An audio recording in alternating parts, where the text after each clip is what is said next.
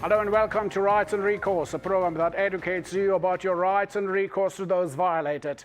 My name is Dumila Matez.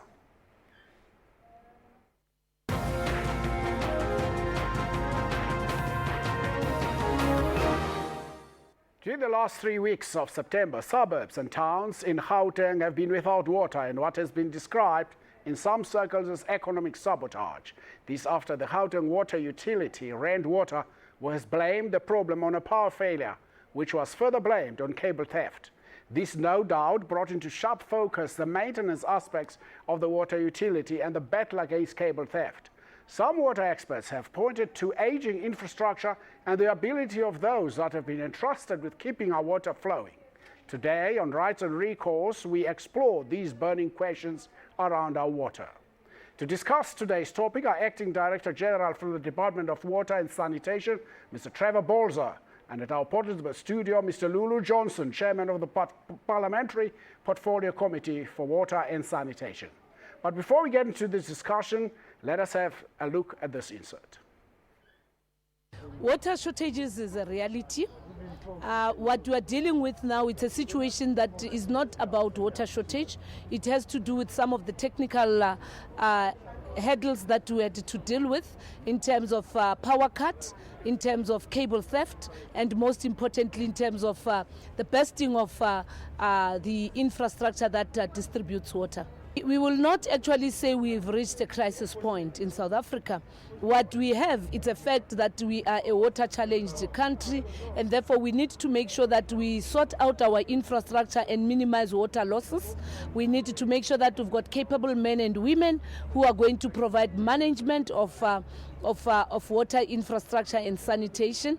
We also need to make sure that we use the money that has been put aside for operations and maintenance. We maintain the old that we have, and we must also make sure that we plan and ensure that there's maintenance for the ones that we are building.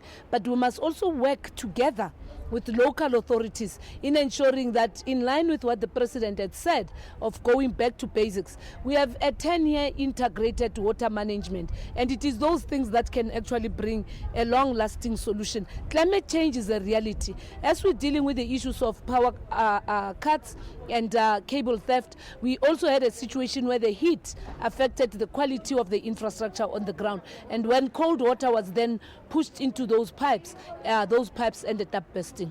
Immediately upon picking up the problems, what has been good is that the water family has been able to provide water through water tanks. We know that those water tanks are not coming into each and every household, is into a neighborhood. So what we can gladly indicate is that there has been water availability, but not in the same situation as what people normally have.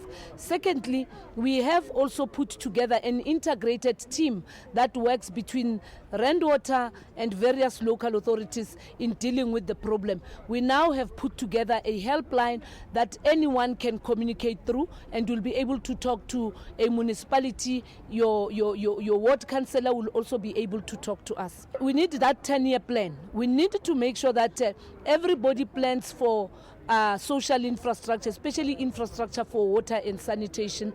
Every province is expected to have a 10-year water plan, and we are working already with organized local authorities together with the Department of COCTA, led by Minister Pravin Gordhan, and the Department of Human Settlement, to ensure therefore that every province has a 10-year master plan that then can come into a national master plan. But whilst we're working on a plan, we have already started to invest on infrastructure, like we have done in Giyani, like we have done in Jozini, our interventions in Bloemhof.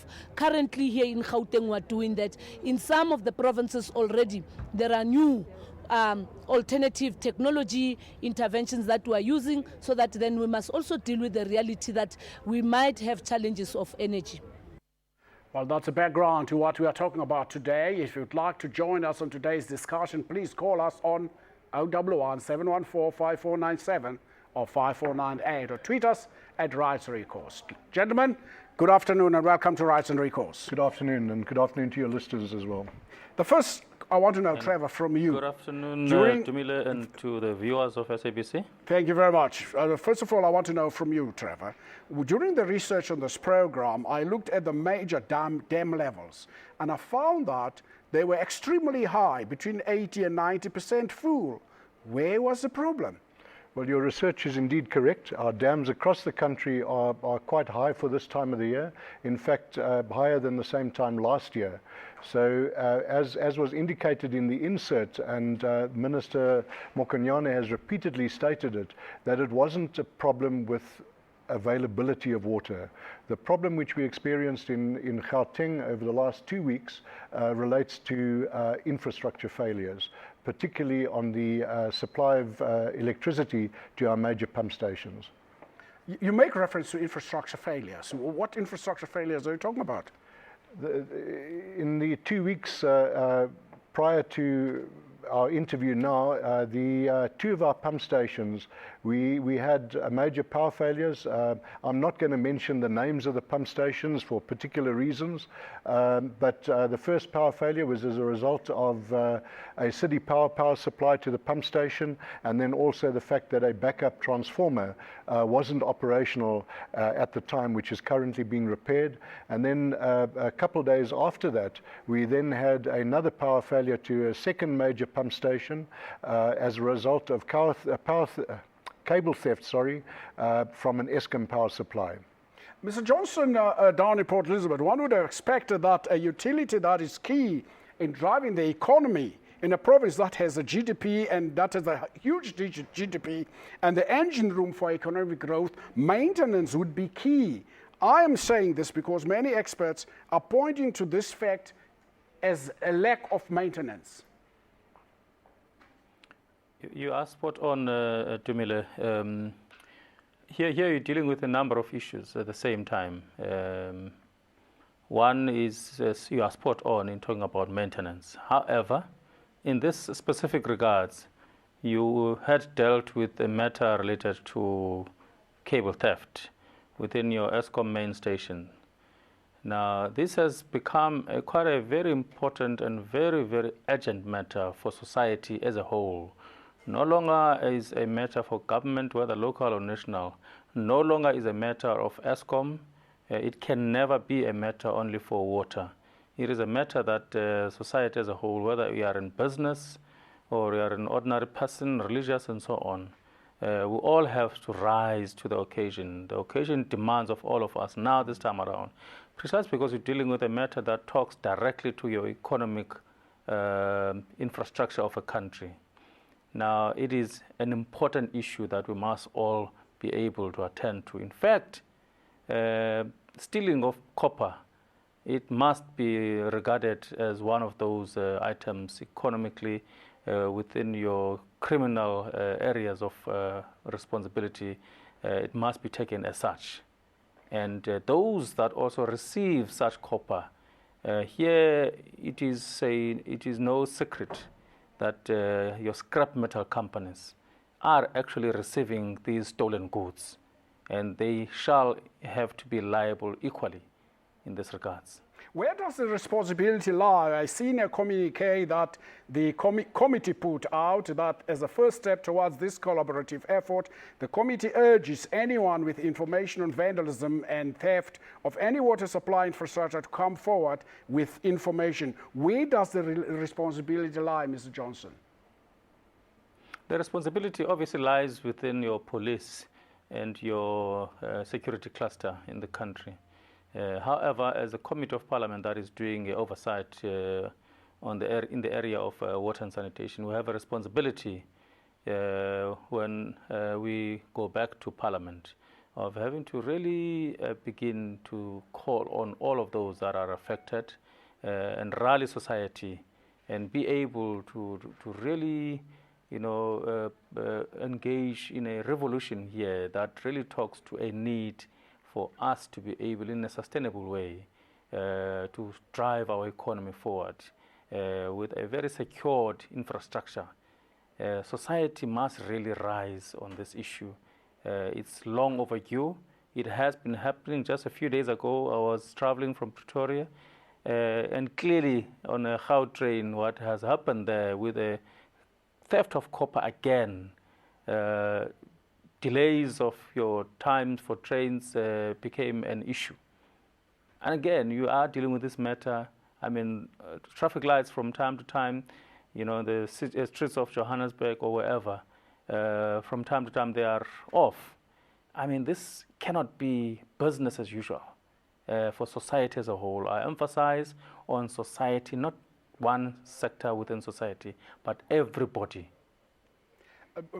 Trevor, are we aware that this disruption that took place in Johannesburg or in Gauteng did not only affect households, but it affected schools and businesses and hospitals? Yes, indeed, we are aware of that, and contingency measures were put in place to attend to the disruptions at the schools and hospitals, and with the assistance of Rand Water and the municipalities of Ekurhuleni, City of Joburg and Tshwane, we introduced a tanker service to be able to make sure that those communities that were worst affected by the disruptions actually had water available at all times. How do we allow, Mr. Johnson, probably you can come in here, how do we allow a utility that is so key in economic development, and also that is an area which you have referred to as a national key point, to be where theft of cables are done? Where was the security? How do we look after our infrastructure? Well, Mr. Balza had made reference to, you know, some specific pumping stations. Correct, those are your national key point. However, the theft happened outside of that key point. In other words, within your Eskom main station, which unfortunately feeds into, or fortunately feeds into, a substation within a given particular station, water station. Now, all what you really need to do going forward is to look into, you know, other areas wherein there could be other ring feeds for that substation, so that you do not only rely on that one main station.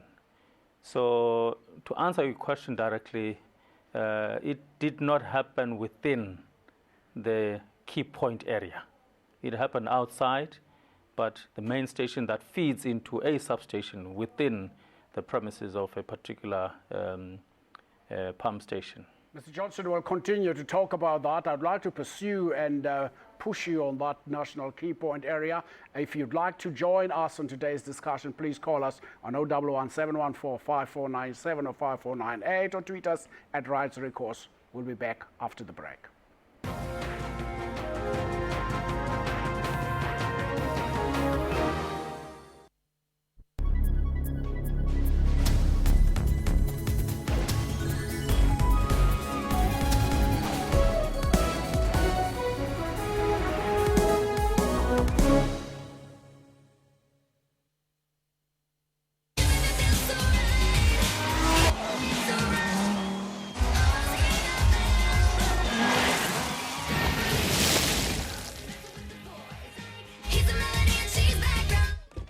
Thanks, Mom.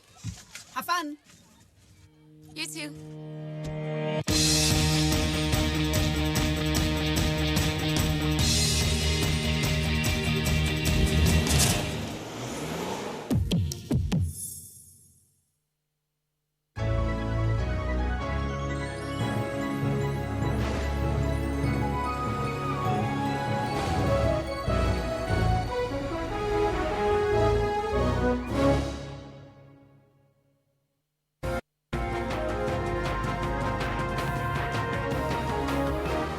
Welcome back. Trevor, I would like to push that line on the national key point.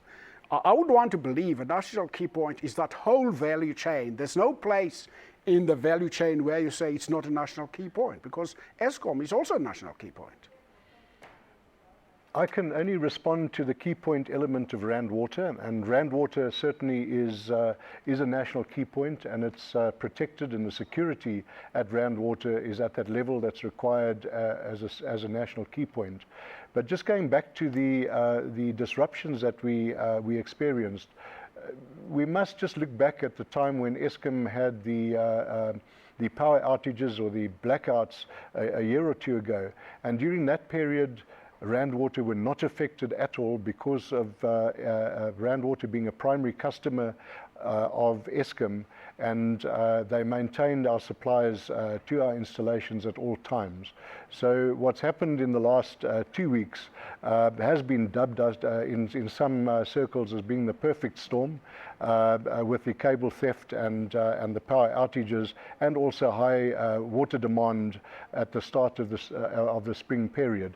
But with regard to security of our infrastructure, this disruption has brought a different risk area to the fore, and we are going to be already reassessing the risk profile, not only of our infrastructure, but in the way that we provide water into the area, and we will be using the security cluster to assist us in terms of doing those assessments to make sure that we don't have such a disruption which occurs in future. Mr. Johnson, you probably want to take up on that question I asked, because I did say a value chain, the national key point should be way down that value chain. That whole value chain should be part of the national key point, and not certain areas are not part of the national key point, because anything can happen. Our water could be contaminated. Our water could be poisoned down the stream or wherever. I guess the point you're raising, Dumile, is that collaboration within government and between national government, provincial and local government is key in this regards. Otherwise, we would be on this path all the time, because another question that comes by is, what then happens next? Yes, the issues have since been resolved, but going forward, how do we make sure that we do not have another encounter of a similar nature, if not worse? Now, collaboration is quite key between all these departments that talk to these very issues that we are about, ensuring that there is a sustainable supply of water and electricity and other related matters for a country economically and socially to be able to be alive. Now that's what we are talking about. Equally important, I must repeat, our communities out there, they have equally a very, very important role to play in securing, because you cannot allow any unscrupulous business that is hell-bent on narrow economic benefits to prey on the poverty of our people, to buy that copper for a pittance, make an example of 50 rands, having to sell that same copper for 50,000 rands. Now your scrap metal company, it's high time that regulation comes into effect insofar as what is it that they can buy, what is it that they cannot buy. I think those are some of the issues that we are to deal with going back to Parliament, in really getting head on to deal with this very issue that we are about. Trevor, another question I want to raise on this issue, you spoke about you'll have to relook your risk profile. I am pretty sure that an entity of this kind, especially that deals in something like water, should have risk assessment done from time to time. Indeed, the entity Rand Water does a risk assessment each year, but those on the risks that we are currently aware of, and with this breakdown that we've had, the disruption, we've now got to relook at it in terms of the impact of that type of vandalism and the off-site power disruptions, which is not part of our the area of our operation directly. So we've now got to take our risk profile back down the value chain to see what contingency measures need to be put in place. And one of the aspects which the Rand Water Board, together with the executive, have already taken a decision on is to procure a backup generator power, which they would be able to move around as an emergency measure to any pump station should we have another disruption as we've had. These backup power supplies, however, are extremely huge pieces of equipment, because just one of our pump stations takes up to 700 megawatts of power to keep it running, and that's pretty close to the size of a generating unit at Eskom. I think one of the questions we need to be looking at here, I hear you say the Rand Water will be looking at having generators, but many people were asking the question, why did they not have generators in the first place? And we understand so one of those generators did not come on when this whole thing happened. I think the wrong message that is out there at the moment is that it wasn't a generator that didn't kick in. It was actually a transformer that was faulty on the side of City Power. So it wasn't a generator. We haven't up to now had large generators which we deploy to our major pump stations. We rely on the power supply from either in the Gauteng area, Johannesburg in particular, from City Power, and more generally in many of our installations across the country from Eskom. Mr. Johnson, an organization like Rand Water, which is over 100 years old, was founded in 1903, surely should have intellectual memory stored somewhere, which they can run to when they meet these kind of problems. Institutional memory, I wanted to say. I am hearing Rand Water saying in their 110 years of history, this is the first time that they have encountered such an incident. I guess they didn't see it coming. You are right in really getting to talk about, any risk management exercise that they will have to engage in almost every year. However, I really go back to this very issue, because as far as I'm concerned, having listened and having observed the trend, this man-made theft of copper is really an issue that must be looked into quite seriously. In fact, the media yourselves have a very important role to play in awareness as to for people not to continue being used by unscrupulous business people whose narrow economic interests can only prey on the poverty of our people out there. Now, whilst this is a matter of concern that the Rand Water has to be ready all the time, whilst this is a matter of concern that our people have to receive water from time to time on a consistent basis, we must also make sure that we take full responsibility as citizens of the country, and also the media having to play a very important role in educating our people out there not to steal. And also business against crime organizations and other business organizations have equally an important role to play in really making sure that their members, they don't buy stolen goods. Trevor, the other question there, I think we'll emphasize what Mr. Johnson is saying as we go through the program regarding buying stolen goods. But what the question for me really has been, experts have pointed a finger to aging infrastructure at this 110-year-old organization called Rand Water. And what are we doing around aging infrastructure?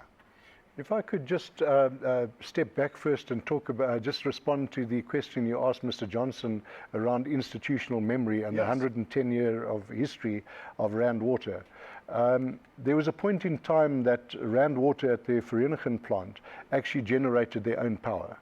But eventually over time, as Eskom, the Eskom grid was expanded, that power responsibility was taken up by Eskom. But they used to generate their own power. So as part of our plan going forward, we will also have a relook at our energy mix. We will be looking at opportunities to use the head that's available from some of our reservoirs and the pipelines to generate some electricity through small hydro plants, and also look at other alternative energy supplies through the system. So that's part of the mix that we will have a look at going forward. The other point that must be made is that at no stage did we lose supply from our primary sources. The two primary water purification works were always able to produce water, and we had water available at all times. And also that it wasn't the entire residential areas and economic hub of Gauteng that was without water at any one time. There were two particular areas from two of our systems that was off, mainly in the West Rand, and then in the area that went up through Germiston, Kempton Park, through to Midrand and through to Tshwane. Well, Trevor, when we come back, we'll talk about what do we do with regard to communications. Many people have spoken about the communications from Rand Water and say it was, at worst, appalling. Don't go away. We'll be back right after this break.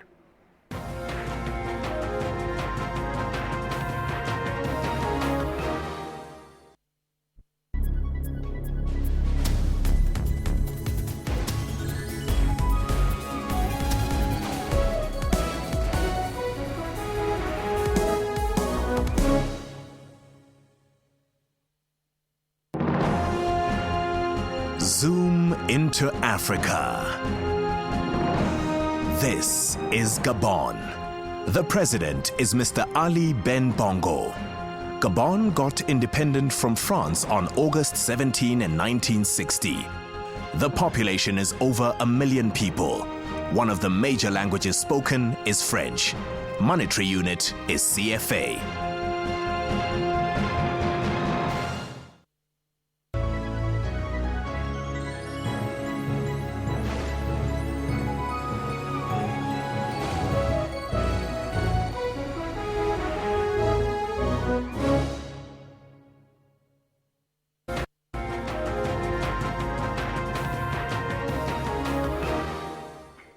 Welcome back. Trevor, in any situation of this kind, there is something we call in communications crisis communications. In any other business, state utilities tend to see people for the use of the product as commodities rather than customers, paying customers. Why was this information, all this information, not shared with the customers? Why did we have to wait until panic set in and then we decided to communicate around the crisis? Timile, you've touched on a sensitive area, and yes, our initial communication was certainly not as good as it should have been, and we only really stepped up to the plate with our communication after the minister intervened and met with both the management of my department, the board of Rand Water, as well as the executive of Rand Water, and we then put together a communication plan to really get to the consumers on the ground, and also to business and to the institutions that were affected by the supply. So there were some lapses, and our communication was not as good as it should have been, but through the past 11 days at least, we've had a much better communication process in hand, and we've seen this also through a decline in the number of calls that we've had from the Rand Water call center, which was established to handle and deal with the disruptions during that period. Well, we did, as you will understand, we did call on Rand Water to be part of this discussion, and that is why you seem to see the Director General has to answer all the questions around Rand Water. They declined to come onto the program. But anyway, as we go on, Director General, no, let me go down to Port Elizabeth. Mr. Johnson, do entities like Rand Water actually understand that the implementation of the National Development Plan is in their hands as entity? The development plan is not something that's going to go down a separate railway line. It all goes down here, and all of them have to be part of it. That's why, Dumile, you are expected as entities to have your own, as part of your integrated with the National Development Plan, your own plans for the years equivalent to your 2030 vision of having to do all what it takes to, say, achieve those intended objects and targets of that plan. That only does not talk to your entities alone. Equally, your municipalities. The issue you are raising about communication is subject that also municipalities must take into serious account. I mean, when you are going to have in one municipal area, for instance, in Port Elizabeth, where I am now, in your township areas, in New Brighton to be more specific, there is no water at certain intervals. But in your former white suburbs, there is consistent supply of water. Now, communication at that level equally must come and be an issue that the municipalities must address. To sum up your question, this talks to a plan, a water plan that your municipalities, your districts, your provinces, working side by side with your water entities, they must come up with their own water plans. The minister is talking about, a 10-year plan. This must be a matter that is talking directly to that National Development Plan, Vision 2030. What is it that is being planned? Now, this is a matter that, with water, you really, whether you are in whichever industry you are in, you certainly must talk about water. So it's quite a multidisciplinary area of serious concern, as it were.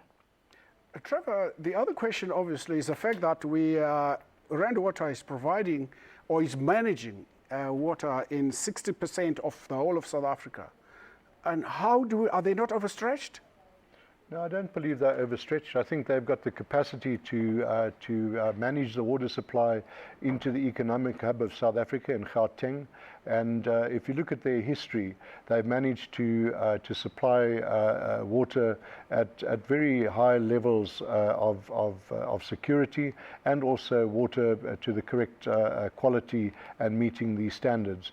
And in fact, if you have a look at the water supplies that are then onward reticulated by the municipalities around here, Tshwane, Ekurhuleni, City of Joburg, Mogale City, all of those cities have blue drop water status, which indicates that they meet quite a rigorous regulatory framework set by the department in terms of the quality of that service.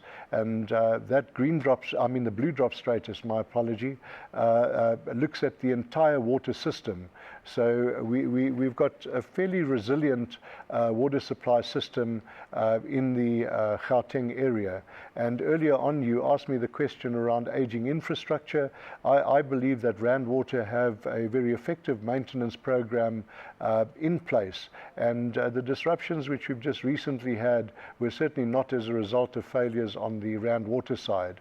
The other aspect which one needs to take into account, which I should have raised earlier on, Dumile, is that in our major reservoirs, we normally have between 24 and 48 hours of supply available in those reservoirs. But with that convergence of the two power failures and also the very high water demand, we lost that supply in some of our primary reservoirs. Consequently, we had to put a program in place of moving water around amongst the 54-odd major reservoirs which Rand Water manages. Trevor, the other thing, before I go down to Port Elizabeth, I just want to find out, it would seem to me the issues that we faced in January this year in the Northwest, apparently Rand Water had to take over some of those utilities. What is happening there now did that not take the ball off very important issues Rand Water was supposed to do in their area of operations in Gauteng? Rand Water, we used Rand Water and Mogale's water in the Northwest. and that was an emergency intervention so that we could stabilize the water supplies, and that was Madibeng in particular. And you know what led up to some of the unfortunate events at Madibeng when the water was disrupted for a fairly lengthy period of time. Yeah, apologies, Trevor. I'm sorry to disrupt you. Let's take this call from Martin. Might be asking a very important question. Martin, good afternoon and welcome to Rights and Recourse. Hi. I don't know if it's a... Can you hear me? Yes, we can hear you. Okay. I don't know if it's a question, but it's a comment anyway. You know, Rainwater is a very, very good company. And why I say that is before Rainwater was in existence, water was transported from Seabrook, wells that Bernardo and Rhodes bore, and got the water 30 megaliters to Johannesburg every day. And when Joburg ran out, Rainwater came into existence, and they have done an excellent job for more than 100 years. It's the first time in 100 years, and then it wasn't even their fault.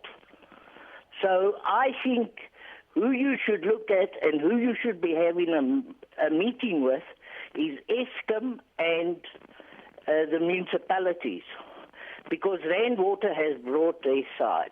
And I say summed up for Rainwater, don't criticize them. You need the water.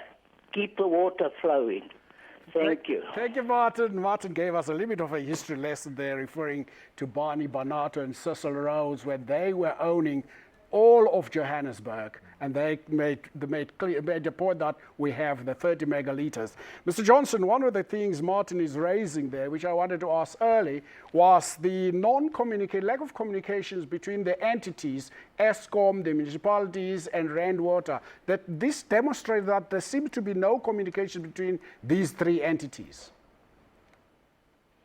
That's why, Timile, the point I'm raising is about collaboration on a very important matter like water. Electricity equally is important. Collaboration can be the only one way out. Structures that really, whilst all of these entities have their own separate mandates, but there must be an entity, a forum rather, wherein these entities are able to collaborate, meeting, at any given point in time. I also wanted to give you a bit broader issue that we are dealing with at the same time on this very issue that we are about. Now, one other area that we are really dealing with is about leakages of water. It is estimated that almost out of 100 liters that are distributed to these municipalities, 40 liters is literally gone out for waste. Is running water out there going nowhere. Now, aged infrastructure, together with your maintenance of that infrastructure, are equally very important. Of course, climate change, because in areas where it's expected of rains to come by and without any rain. I must also mention the fact that here you are also dealing with a bigger problem wherein population is growing. You are equally using the same infrastructure. You clearly have a responsibility, like it is happening in Rustenburg as we speak now. Theirs is to meet the demand. The supply is minimum compared to the demand. So clearly there you need to expand your facilities. So that is one other way of dealing with the problem. It is a problem as we speak now in Rustenburg, and they have to deal with that issue, and it is quite urgent. Rustenburg is quite different, much as it receives its water from this other pumping station like Eikenhof. Equally at the same time, they need to expand their facilities so as to meet the demand. Well, if you'd like to join us, please do call us on 011 714 5497 or 5498, or tweet us at Rights Recourse. We'll be back after the break.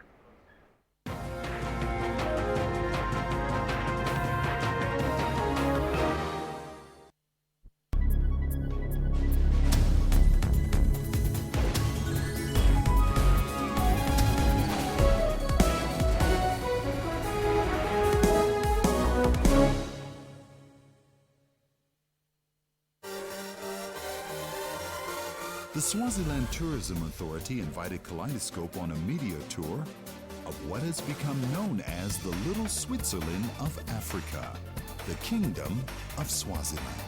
The Mantanga Waterfall is one of Swaziland's best known and most accessible waterfalls, as it can be seen within 50 meters.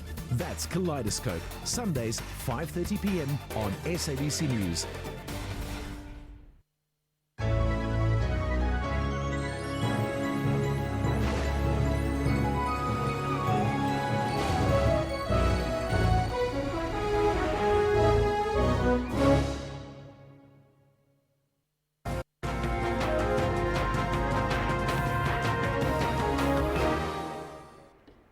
Now let's go to our solution for probably, first of all, let's start with, Trevor, how is our water nationally? One of the things I want to talk about is talk about rationing water.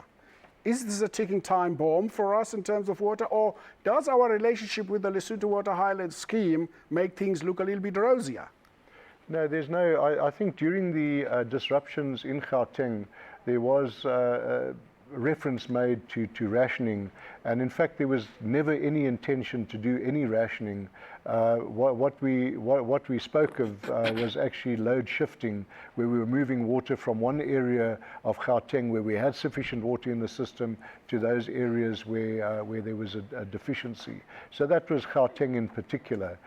In terms of our national system, you earlier asked me about the state of our dams, and yes, currently at this point in time, at the start of the summer season, our dams are looking quite healthy, although I must say that in the KZN area, in the Umkanyakude Zululand area, we are experiencing a localized drought condition in that area, and are making interventions to deal with those drought conditions.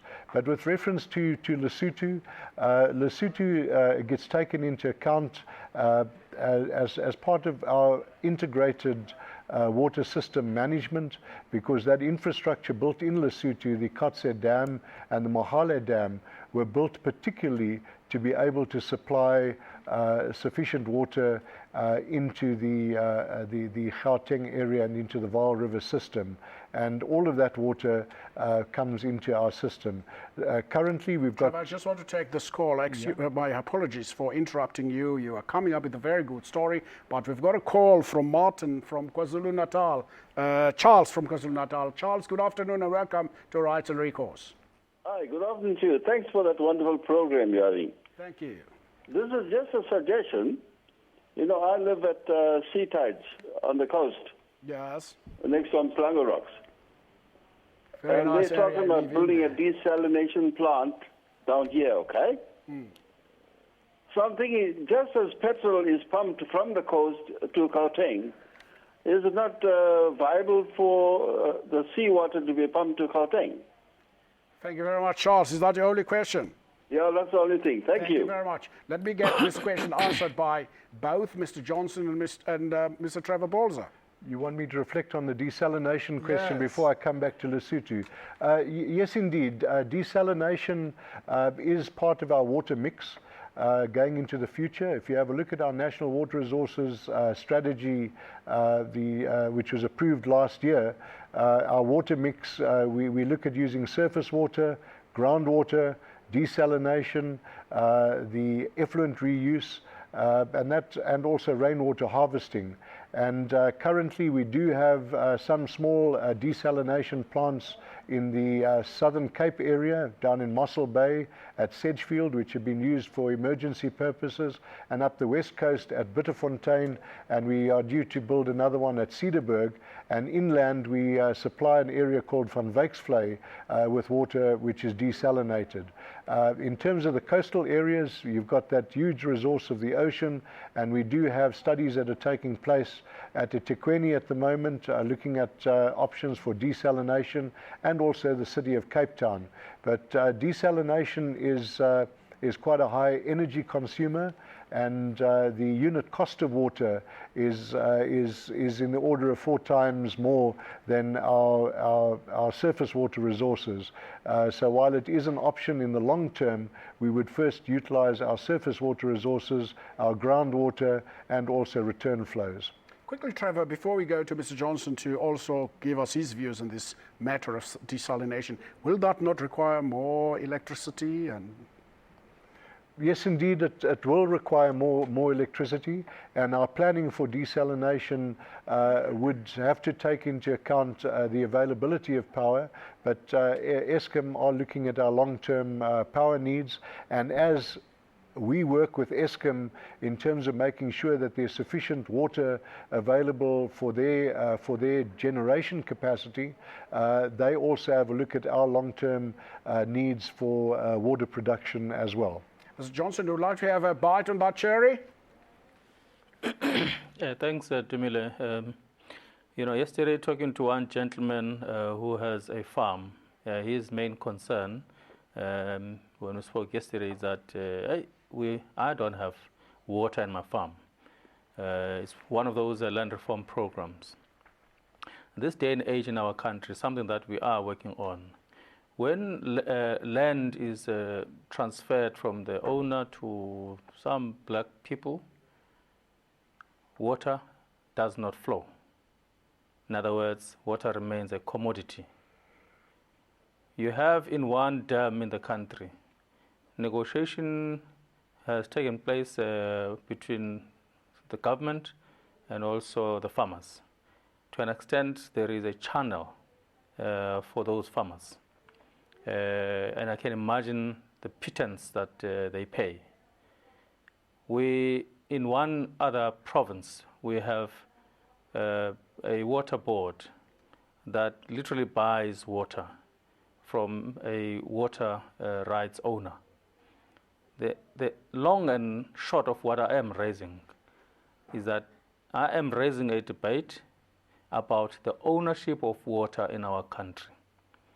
We are always told through National Water Act that water is owned by the state, and the government department head minister in this instance is a custodian. I will dispute that fact, precisely because of what I have just painted. Water remains in the hands of private individuals through some rights that have been negotiated way before 1994. Now that is what we need to deal with. When people here talk about 2025, that we shall be running out of water as a country, that is based on this current existing scenario, wherein water continues to remain in the hands of a few individuals. Unfortunately, they happen to be white, and by and large, these are your white farmers. Now, that's what we need to address head on without having to beat about the bush. Mr. Johnson, relation Issues to that, of relation to that when we redistribution. come back from the break. We just have to take our final break here. Join us on Twitter this time on Rise Recourse. We'll read your tweets after this program, but we'll be back after the break.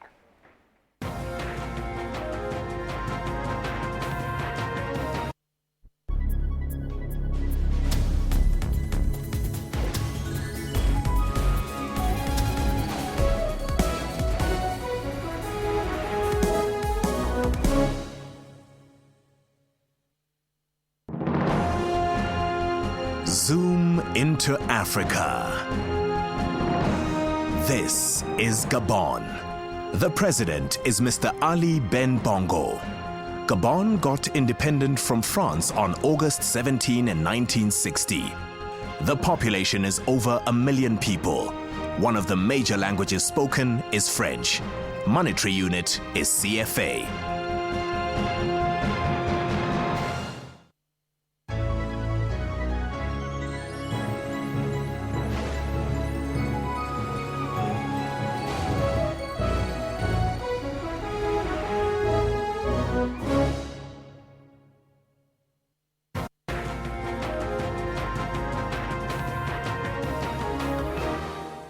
Welcome back to Rights and Recourse. Here this afternoon we're discussing water in South Africa, especially the crisis. Or is it a crisis? Mr. Johnson told us it's not a crisis in Gauteng last week.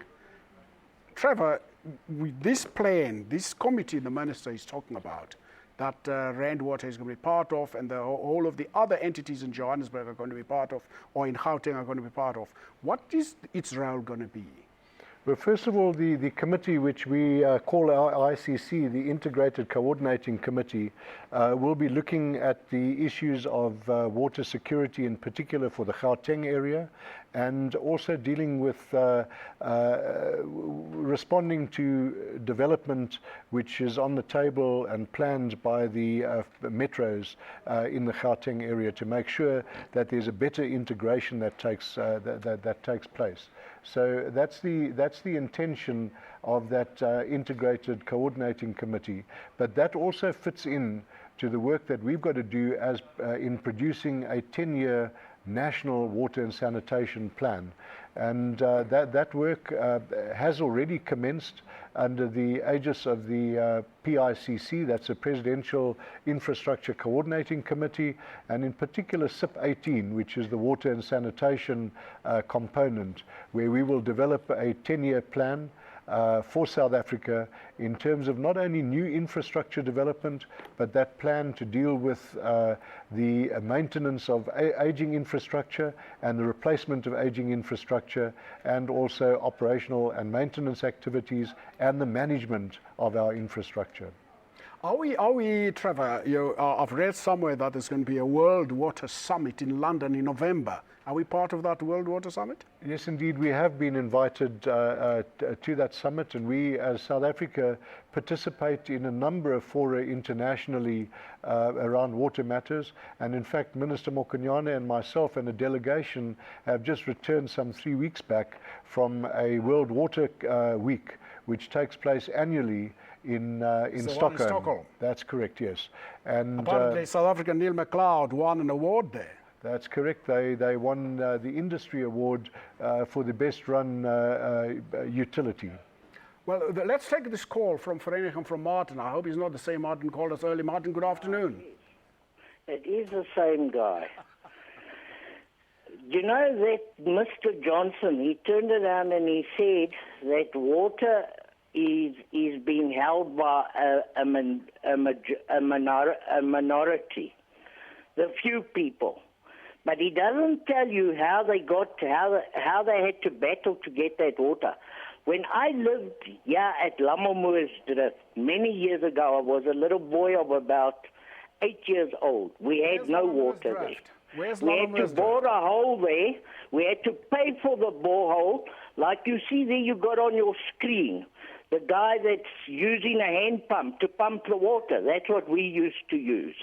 So that you can say that those people that have been given water, they had to pay for that water, and they have to sometimes drill very deep to find water. So that's also not a true thing what that guy has said. But Martin, surely, and you are buying your water. But Martin, surely water is a national commodity. It is owned by the states, owned by the people. It can't be owned by an individual. No, it's not owned by any individual. No water is owned by any individual. Water is owned by the state. In 1903, when they ran out of water in Johannesburg, and Benata and those guys, they were selling the water. That's when that whole act was changed, in 1903. So that guy doesn't even know his history of how water became a national thing. I think where it belonged to the people and to the state and not to the individuals. Martin, excuse me, quickly, Mr. Johnson did say people negotiated the water in some other forums. He never said people stole the water. He only said we need to address the issue of water being owned by individuals. But let's go to Port Elizabeth, giving Mr. Johnson a final word on this issue of water. Mr. Johnson, I know the Portfolio Committee and the department have some plans. Trevor has pointed out at some of those plans here. Probably you'd like to add on what the department and the Portfolio Committee plan to do. Well, clearly, when we get back to Parliament, we'll certainly have to address this very issue that we have been dealing with in the past 2 weeks or so. What is key as of now going forward is our people have to really look after our resources.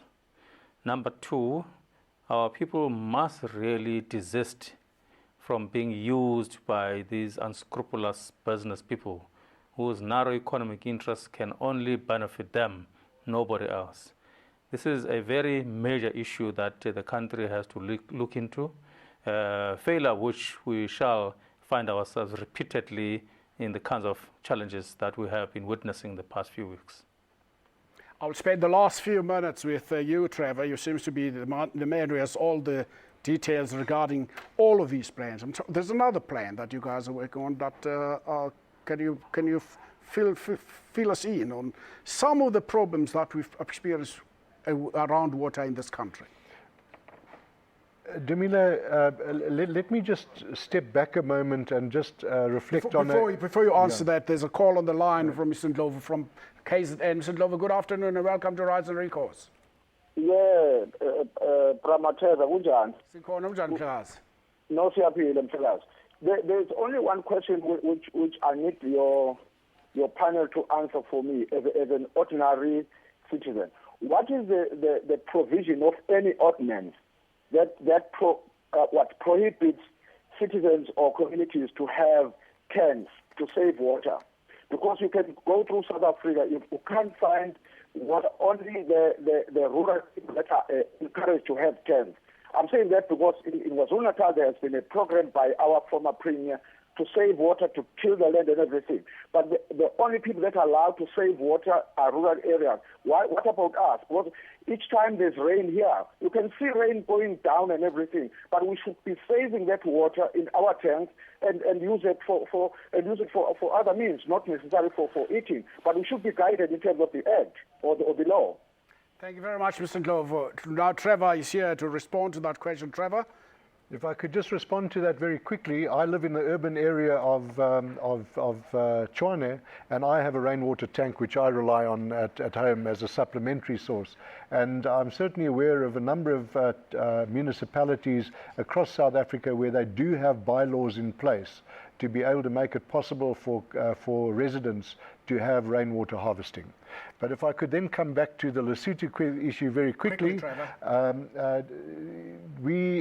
and just to indicate that the Lesotho system is backing up our supplies quite adequately in Gauteng, and we also use the Lesotho system to avert a possible water shortage in the Mangaung area very recently during August and September, where we discharged water into the Caledon River system to be able to supplement supplies into Mangaung. So we manage our national infrastructure in such a way that we make sure that we minimize any potential disruptions and lack of water supply. While of all natural resources, water permeates perhaps most deeply into all aspects of our lives. It is an essential as the air we breathe for our survival. Its presence determines the nature of the natural environment in which we live. The majority of our economic activity depend on it. The achievement of South Africa's development vision will thus only be possible if water resources are managed in a way which is sensitive to and supportive of the many demands we place on them. That is a quote from a white paper on national water policy for South Africa that was drawn up in 1997. This has been Rights and Recourse. This program is repeated at 10 tonight and at 5 on Monday morning. From all of us in the studio, thank you to our guests and good afternoon.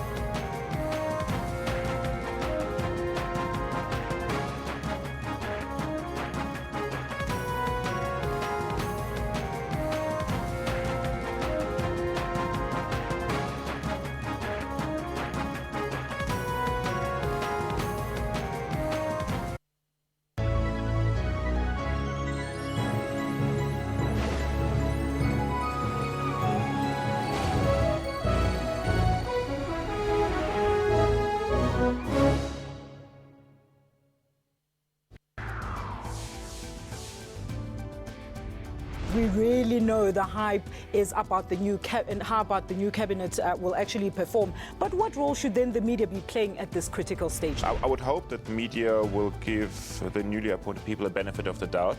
Has the media lost its respect in this regard? We want you to tell us. The many factors that are hidden from the public in terms of this ought to be brought out by the media.